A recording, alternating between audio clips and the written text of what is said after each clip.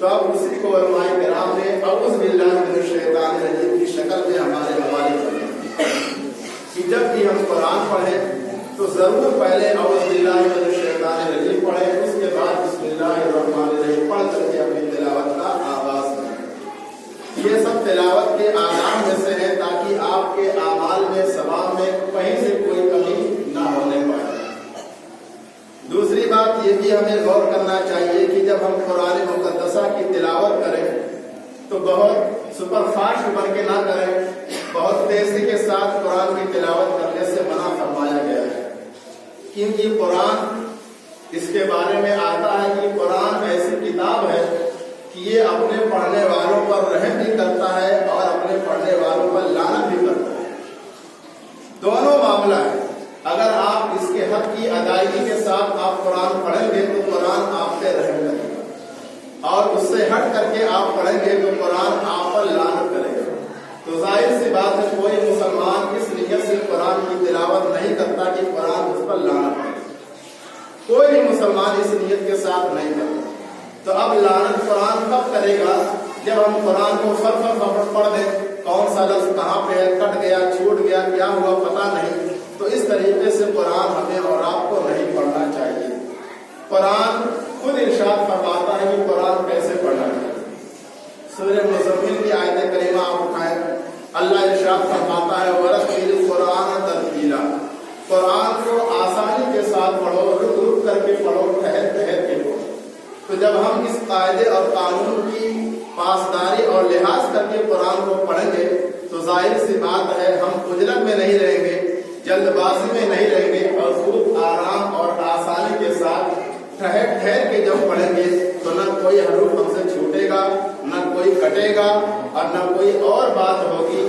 ہم آسانی کے ساتھ قرآن کو پڑھ بھی لیں گے اور پڑھنے پر جو ثواب ہے وہ ہمارے اعمال میں لکھ بھی دیا جائے گا۔ بات سمجھ آ رہی ہے؟ تو قرآن مقدس کی تلاوت کے بہت سارے آداب ہیں جو آج ہمیں معلوم نہیں ہے، اور اس کی وجہ سے ہم غفلت کی شکار میں پڑے ہوئے ہیں۔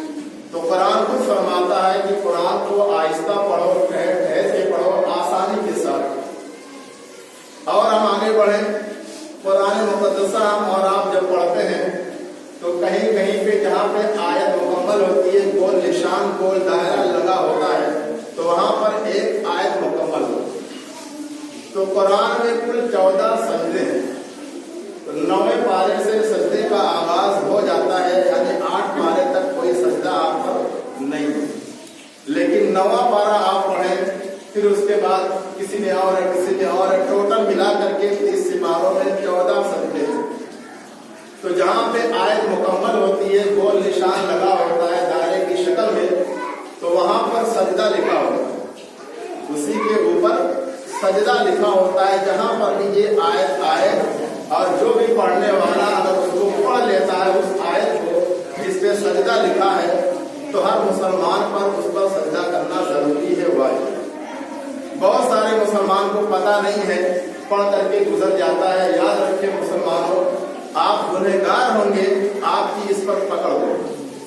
تو ٹوٹل قرآن میں 14 سجدے ہیں، اور 9ویں پارے سے اس کی شروعات، اس کا آغاز ہو جاتا ہے۔ تو جس آیت پر بھی آپ کو سجدہ لکھا ہوا ملے تو پڑھنے والے پر واجب اور ضروری ہے کہ اگر ہو سکے تو فوراً اسی وقت قبلے کی طرف منہ کر کے سجدہ کر لے، اور اگر نہیں ممکن ہے تو بعد میں جتنی جلدی ہو سکے اس کی بھرپائی کریں۔ اب ایک مسئلہ اس کے ساتھ اور جڑا ہوا ہے کہ مثال کے طور پہ کوئی ایک آدمی قرآن بلند آواز سے پڑھ رہا ہے اور اس نے آیت سجدہ کی تلاوت کی، یعنی جس پر آیت لکھا ہوا رہتا ہے، اور بہت سارے لوگوں نے اس آیت کو پڑھتے ہوئے سنا، تو یاد رکھیں پڑھنے والے پر بھی واجب ہے اور سننے والے پر بھی سجدہ کرنا واجب ہو جائے گا۔ سننے والے پر بھی اور پڑھنے والے پر بھی واجب ہو جائے گا۔ آپ نے دیکھا ہوگا کہ جب حفاظ کرام تراویح پڑھاتے ہیں تو تراویح کے موقع پر جب آیت سجدہ وہ تلاوت کرتے ہیں تو ڈائریکٹ اللہ اکبر کہہ کے سجدے میں چلے جاتے ہیں۔ تو آپ کیوں جاتے ہیں؟ آپ اسی لیے جاتے ہیں کہ آپ نے سنا، آپ مقتدی بھی ہیں اور آپ نے سنا بھی ہے، تو اسی لیے امام کے اوپر تو واجب ہے، یہ مقتدی پر بھی واجب ہو جاتا ہے۔ تو یہیں سے یہ مسئلہ ثابت ہو گیا کہ اگر کہیں پہ کوئی اکیلا قرآن پڑھتا ہے اور آیت سجدہ کی اس نے تلاوت کر دی تو پڑھنے पढ़ने वाले पर भी और सुनने वाले पर दोनों पर सजदा वाजिब हो जाता है। दूसरी बात यह है कि सजदा हम कैसे करते हैं, उसको सजदे तिलावत बोलते हैं। जो सजदा किया जाता है यानी तिलावत करने का सजदा, तो अगर किसी पर वाजिब हो गया है तो आप याद रखें कि ये वाजिब है, लाजिम है, ना करने पर आप गुनहगार होंगे। तो अब इसका करने का दो तरीका है, मसनून और सुन्नत तरीका तो ये है कि आप जब करने का इरादा करें तो आप फौरन खड़े हो जाएं, जैसे नमाज के लिए खड़े होते हैं, आप खड़े हो जाएं और सिर्फ नियत कर लें कि हाँ मैं सजदे तिलावत करने जा रहा हूँ। तो अब आपको हाथ नहीं उठाना है, सिर्फ अल्लाह अकबर कह करके डायरेक्ट आपको सजदे पे चले जाएं, सजदे में जाएं, 3 बार तस्बीह पढ़ें और डायरेक्ट अल्लाह अकबर कह के आप खड़े हो जाएं। एक सजदा आपका मुकम्मल हो गया। तो ये मसनून और सुन्नत तरीका है। दूसरा तरीका ये है कि मिसाल के तौर पर आप बैठ के कुरान की तिलावत कर रहे हैं, आयत सजदा आ गई, आपने उसको भी पढ़ लिया, तो आप फौरन सिपारा या कुरान साइड में रख के आप बैठे बिठाए जैसे नफिल की नमाज पढ़ते हैं, तो हाथ तब भी नहीं उठाना है, बस अल्लाह अकबर कह के डायरेक्ट एक सजदा करें, सुभान रब्बियल आला 3 बार कहें और फिर अल्लाह अकबर कह के आप अपने सर को उठा लें। एक ही सजदा करना है। तो दोनों तरीका है, लेकिन बेहतर तरीका खड़े होकर के करना है, यानी वही मसनून और सुन्नत तरीका है। इन तमाम बातों की बहुत जरूरत है। आज बहुत सारे मुसलमान इससे गाफिल हैं और नहीं करते कि सजदा क्या है, सजदे तिलावत क्या है। आप इसमें पकड़े जाएंगे, गुनहगार होंगे, क्योंकि ये सजदा वाजिब हो जाता है। 14 सजदे टोटल कुरान पाक में हमें मिलते हैं। एक सजदा इश्तरा है, यानी एक सजदा इजाफी तौर पर है, वो 17वें पारे के आखिर में। तो आपको वो सजदा नहीं करना है। बहुत अहम बात मैं आपको बता रहा हूँ, 17वें पारे के लास्ट में बिल्कुल आखिर में एक सजदा पड़ता है। वो सजदा हमारे मसलक में यानी इमाम आजम अबू हनीफा रहमतुल्लाहि ताला अलैह के नजदीक नहीं करना है। वहां पे खुद लिखा होता है कि हाज़िही सजदा इंद शाफ़िई, यानी ये जो सजदा है इमाम शाफ़िई रहमतुल्लाहि ताला अलैह के नजदीक है, उनके मानने वालों के लिए सजदा जरूरी है। तो उसको छोड़ करके टोटल 14 सजदे बनते हैं, जो हमारे मसलक के एतबार से, हमारे अइम्मा और हमारे इमाम के एतबार से हम पर वाजिब होते हैं। ये कहाँ पर है? 17वें पारे के बिल्कुल आखिरी में है, लास्ट में, जहाँ पर 17वां पारा खत्म होता है, मुकम्मल होता है। तो इसको छोड़ करके बाकी 14 सजदे हमारे ऊपर, जब भी हम उसकी तिलावत करेंगे तो हमारे ऊपर तो वाजिब हो जाता है। फौरन भी अदा करना जरूरी है और जितनी जल्दी मुमकिन हो आप उसको अदा कर लें, वरना कर्ज के तौर पे आप पे लटका रहेगा।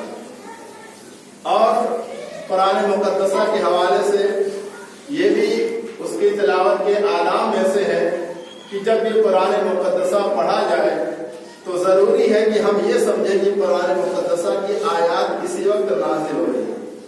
जो जो आयत हम पढ़ते जाएं, ये अपने जहन में तस्वुर बनाएं कि हम खुदा से बातें भी कर रहे हैं और कुरान मुकद्दसा की आयतें हमारे ऊपर उतारी जा रही है, नाज़िल की जा रही है।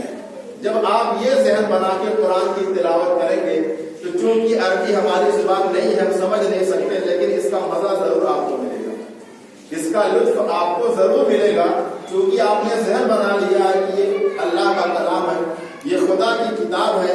जो जो आप आयत करीमा तिलावत करते जाएं, ये जहन में उतारते जाएं कि ये आयत अभी नाजिल हो रही है, ये आयत अभी नाजिल हो रही है। हर आयत में हमारे लिए नमूना है, अमल है, आइडियल है, हमारी जिंदगी के लिए कोई ना कोई खजाना है, कोई ना कोई हुक्म मौजूद है। तो जब एक जहन हम बना करके पढ़ेंगे तो समझ में आए या ना आए, लेकिन उसका लुत्फ, उसका मजा, उसका एहसास जरूर हमारे अंदर एक बेदारी पैदा करेगा और हमें इंशाअल्लाह बहुत मजा आएगा। तो कुरान मुक़द्दस को हम जब भी पढ़ें, जो मैंने आपसे बयान किया है उस आदाब का ख्याल रखें। जब भी तिलावत करें तो आयत सजदा जब भी आपके सामने आए तो जरूर सजदा करें, नहीं करेंगे तो आप गुनहगार होंगे, आपकी पकड़ होगी, वो वाजिब है, लाजिम है, जरूरी है। अल्लाह रब्बुल आलमीन की बारगाह में दुआ है कि जो कुछ मैंने बयान किया उस पर हम तमाम को अमल करने की तौफीक अता फरमाए। आमीन।